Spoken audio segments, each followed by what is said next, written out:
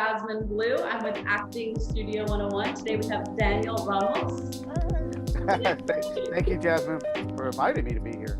Yes, of course. So, how did you get started in the entertainment industry? Yeah, that's when I was in middle school, I was already going into the high school, and at in Highlands High School they had when you're becoming a freshman, and at my time when I went to school, and I think they have them still, but they have orientation to be like the fish. You're a freshman, and so we had an orientation. And we went in to see our high school, and it was I was blown away just to go from a small middle school to like a large high school. And it was a public school, but it was like huge. And so one of the things that they did in the orientation is that the drama club had a play for us. So at the end of our orientation, we had to sit through a play. How And fun! yeah, so I'm an eighth grader going into the ninth grade, and I'm sitting in the auditorium and I'm watching this play happen in front of my eyes with all of us in there. It's like a full auditorium, and believe it or not, just that itself like really struck. That like started the spark right there when I saw the performance of actors on stage, and they were just like regular people like we are, and they were in costumes and the lights and the curtains and everything. The whole And I shit.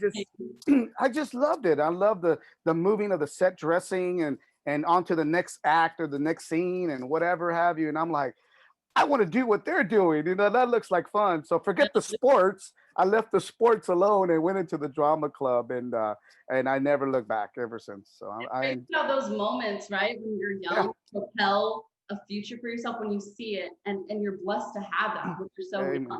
You know, Yeah, I always knew I wanted to, being like I like to draw, and I knew that I was like a class clown. I had fun with the family during holiday, and I'm like, oh, Danny, tell us that joke, or Danny, you and do that this certain thing. person. Yeah, so I was that clown, and my brother too. The whole family was like that, even my sister. Wow. But I'm the one that said, you know what, I like this. I want to do this, and they were doing something else, and I stuck with it, and look where I am now. So it's good to have that. And everyone has it, to be honest with you, Jasmine. Everyone has that talent skill. It's a matter of opening up that jewelry box. Once you open it up, then your talents and your gifts are there. It doesn't matter if you're an actor, or it doesn't matter if you're a scientist, but whatever it is, and if whatever you feel, that jewelry box opens and everyone has it.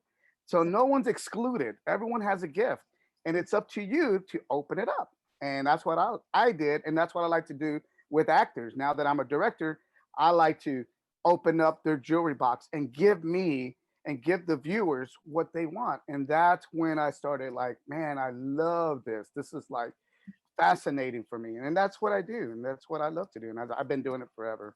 And let anyone out there know it's that why don't we create it? Why don't you create something and tell your story? And it's easier said than done, but when you put your heart and soul into it, and you have family support, you have some financial help from someone, and even if it's just a little bit of money, you can do a short film or whatever.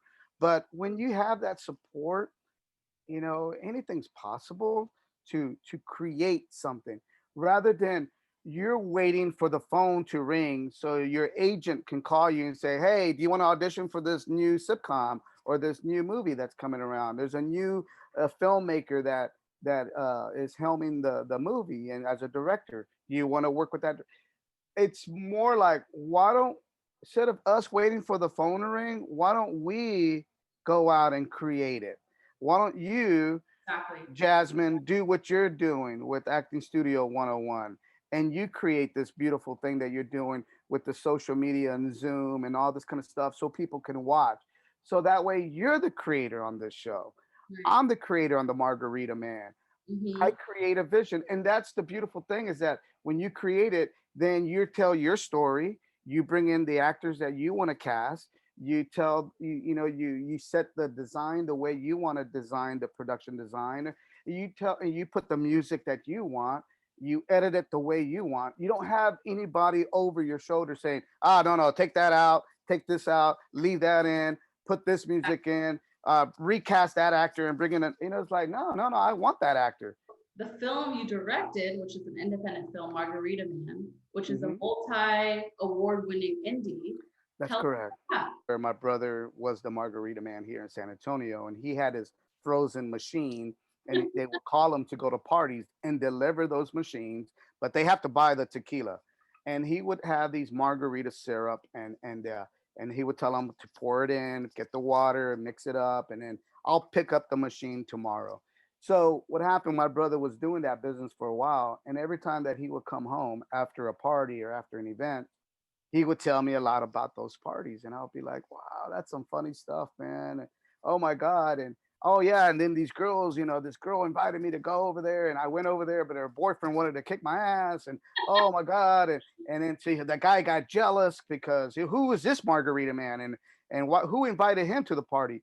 He was only supposed to deliver the machine and then go home, right? Because it's like a bouncing balloon where Right. you deliver the whatever it is to that house at that party, and then they'll call you, you pick it up the next day. Well, my brother would, deliver it, and the girls would say, he was a handsome guy, and then the girls would say, hey, you want to come back to the party? And and then my brother was like, you want me to come back? And it's like, yeah, well, just in case the light flashes, we'll have you here already instead of calling you. You already be here. And not only that, but Tiffany likes you. Yeah. And it's like, what? Some girl likes me? Like, yeah, I'll come back. So it was really about my brother when it did the Margarita Man. She was a white girl. He was a Latino guy. And the white guy got mad at the Latino guy for like, hey, what, you know, kind of called him Beaner. And what's this Beaner doing? So it was, so I said, you know what? Those are true stories of what he dealt with. And the racist card always is, even up to today with what's happening with Donald Trump and the race card and a lot of crazy things that are happening. You know, you don't want to you don't want to shine on that. You don't want to like, but it's real. If this is what's happening, and so what I did is I went ahead and put that in the film. Like, no, I don't want to talk about race. I don't want to talk about that. It's reality. It is what's going on. And if I'm going to tell a story, I'm going to be true to that story. I'm not going to hold back. We if we're going to want to do a change, why don't we start with ourselves? Why don't we be creating our own projects? 100%. Why don't we create it? And I don't care how old you are. You could come out of college, you can be in high school, and you can create something. You got to motivate these young kids because they're the future. And if you don't do it, then we're always going to be waiting for that phone call to ring so we can get a job. Why don't we create the infrastructure and let us hire them? And let me put the lead actor as Anthony Ward, or let me bring in Jesse Bregel as the father. Let me bring in the grandfather, Pepe Sedna. Let me make the dean Machete. Let's bring in Danny Trejo. And thanks to Aaron Lee Lopez for bringing him in. He has worked with them. He's one of my producers. Said, why don't we bring in Danny Trejo? And I'm like, well, Show he's like, that representation. Show that yeah, representation. Be those yeah, voices and put yourself out there and say your story because your story is important.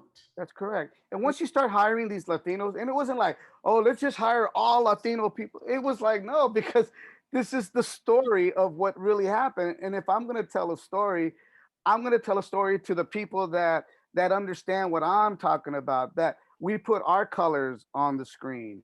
Mhm. I don't care if I were to do a black movie or a white movie. I'll do them. But if I'm going to create something for us, Mhm. something that I could talk to my nephews and nieces and my family members. I'm not going to be waiting to work for somebody else to tell their story. Why don't I create it? And that's all I'm saying. But you're not connected to a box. You're not No, confined to something where it's like, I'm going to be doing one thing. You're making those opportunities and being different things because got it. why not? Yeah. Bingo. And that's the beautiful thing. Once we can all figure that out, we can create beautiful stories. Maybe the grandfather that no one really listens to anymore. Mijo, come over here. Let me tell you a story about when I was in the Korean conflict. You tell a story like stuff like that about what Latinos people go through. It's like, wow. Later, when the grandpa dies, then they find out they're having all this, like, the gun salute, and they're having the flag on the casket, and they're having pictures in black and white of what they did and what they served this country. And then you're sitting there at the funeral home going, I didn't know grandpa won that award. I didn't know that he had the Purple Heart. I didn't know he got the Gold Star. I didn't know that he saved 20 people while he was fighting out there. And they're like really powerful messages that a lot of people are not listening to because they're too busy doing other things and paying attention to social media and like playing games and whatever it is, and Yeah, they're not stories, talking to their grandfather. right? And stories are so important because they can translate to so many different things. You're absolutely correct. These stories are what makes us. These stories are what makes the generation to come, and to listen to what they have brought, all the wisdom and life, and bring it to our generation. We can learn so much through that and Yeah, not create the same mistakes, or just figure out the strength that they've had to go through to be yeah, where they're at, because it's such a different life now. yeah. Everything's kind of given to us in a sense where it's like on our phone, we can type something in, like, let me research this. They had to go and find that information for themselves. So stories Exactly. can change lives. It's exciting when they're able to talk about it. Like, Yeah. so what you think about the movie, dude? Oh my God, did you see the part with da da da da da? You know what I mean? When They you have, get it. yeah, you have the moments after that they're, expressing their thoughts and having to Yeah, relate to those characters and finding little truths and moments of themselves and on the screen, like, oh, I agree with that. I saw that. Yeah. yeah, and That's that's beautiful. what John says. The director, Academy Award-winning director of Rocky, that he did Karate Kid, and he was involved with the Margarita Man. He's a good friend of mine. We worked on 8 Seconds here in San Antonio. I was blessed to have been his assistant to the director. Just being his assistant in 1993, 94, when we did 8 Seconds, it was a bull riding movie with Luke Perry and Stephen Baldwin. We shot it in Texas. I can't believe that I could take so many memories, Mm. so many, opportunities and so many ups and downs. But I went through that whole military process of filmmaking. And now look where I'm at. You know what I mean? I'm still pushing. It's not over yet. What are some upcoming projects that you're working on, and what can we look forward to? We're definitely working and developing the Margarita Part Two, the Margarita Man Part Two, Awesome. and so I'm looking forward to that one. Depending on who I'm bringing back and what's going to happen, all the actors did great on Margarita Man one, but obviously when you do a part two, there's some things that changes, storyline changes, and it goes on. I got that kind of trilogy from John G. Avildsen when he directed Rocky and or when he did Karate Kid 1, 2, and 3. So when I was speaking with John, he had told me about the trilogy, and I was like, you know what, maybe we can do that for the Margarita Man. I got Exciting. another project that I'm working with a priest, and his name is Father Jimmy Drennan, and I want to do his story.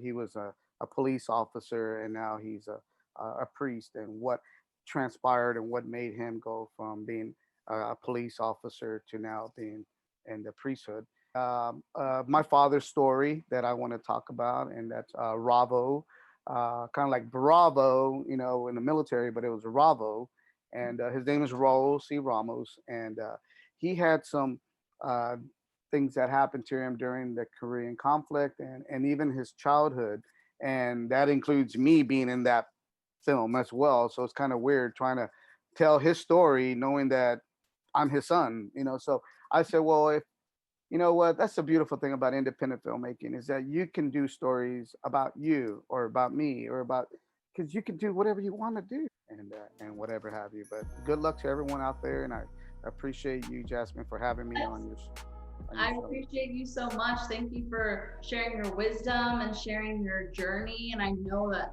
there's going to be a lot of good from this, and people are going to see this and they're going to be like, hey, I can do this too. So thank you so much, Oh Daniel. yeah, of Look course. forward to speaking with you again and seeing Yeah. all the great things to come. Thank you. God bless you guys. All right. Keep it going.